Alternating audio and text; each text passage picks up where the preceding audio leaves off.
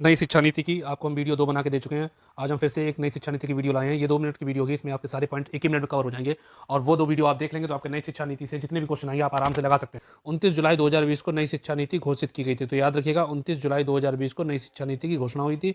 मई 2019 को नई शिक्षा नीति 2020 का मसौदा तैयार हुआ। तो क्वेश्चन पूछ सकते हैं 2020 की नई शिक्षा नीति का मसौदा कब तैयार हुआ था, तो मई 2019 में नई शिक्षा नीति का मसौदा तैयार हुआ था। ये भी याद रखिएगा। भारत में 34 साल बाद नई शिक्षा नीति आई है, क्योंकि इससे पहले 1986 में दूसरी नई शिक्षा नीति आई थी। उसके बाद 34 साल बाद भारत में नई शिक्षा नीति आई है।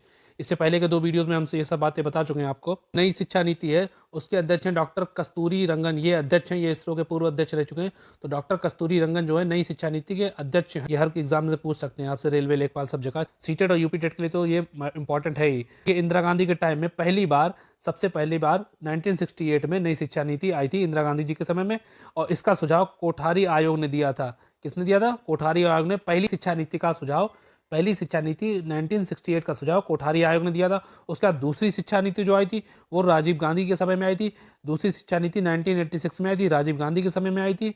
इसमें ऑपरेशन ब्लैक बोर्ड चलाया गया था। इस जो ऑपरेशन ब्लैक बोर्ड था वो अनिवार्य और जरूरी शिक्षा के लिए था। इसमें 10+2+3 मॉडल को अपनाया गया था। राजीव गांधी की शिक्षा नीति में 10+2+3 मॉडल को अपनाया गया था। अभी सीटेट में क्वेश्चन आ चुका है कि नई शिक्षा नीति ने किस मॉडल को स्थान पर नई शिक्षा नीति का मॉडल अपनाया गया है। तो 10+2+3 मॉडल की जगह पे नई शिक्षा नीति का 5+3+3+4 वाला मॉडल अपनाया गया है। ये याद रखिएगा। 10+2+3 मॉडल के स्थान पर 5+3+3+4 मॉडल लागू हुआ है नई शिक्षा नीति 2020 में। और कक्षा 6वीं तक वोकेशनल कोर्स शुरू किए जाएंगे। ये सीटेट में क्वेश्चन आ चुके हैं। और देखिए 5वीं कक्षा तक मातृभाषा है। 5वीं कक्षा तक आप मातृभाषा, क्षेत्रीय भाषा में पढ़ाई करेंगे। ये नई शिक्षा नीति 2020 का पॉइंट है। नई शिक्षा नीति 2020 का जो मंत्रालय होगा वो शिक्षा मंत्रालय होगा। पहले शिक्षा मंत्रालय का नाम था मानव संसाधन विकास मंत्रालय था नाम, अब उसका शिक्षा मंत्रालय नाम हो जाएगा। ये भी इंपॉर्टेंट है। रमेश पोखरियाल निशंक जो होंगे प्रथम शिक्षा मंत्री कहलाएंगे नई शिक्षा नीति के। तो याद रखिएगा, रमेश पोखरियाल निशंक प्रथम शिक्षा मंत्री कहलाएंगे नई शिक्षा नीति के। नई शिक्षा नीति 2030 तक 3 से 18 आयु तक के बच्चों को गुणवत्तापूर्ण शिक्षा प्रदान करता है। ये क्वेश्चन आ चुका है।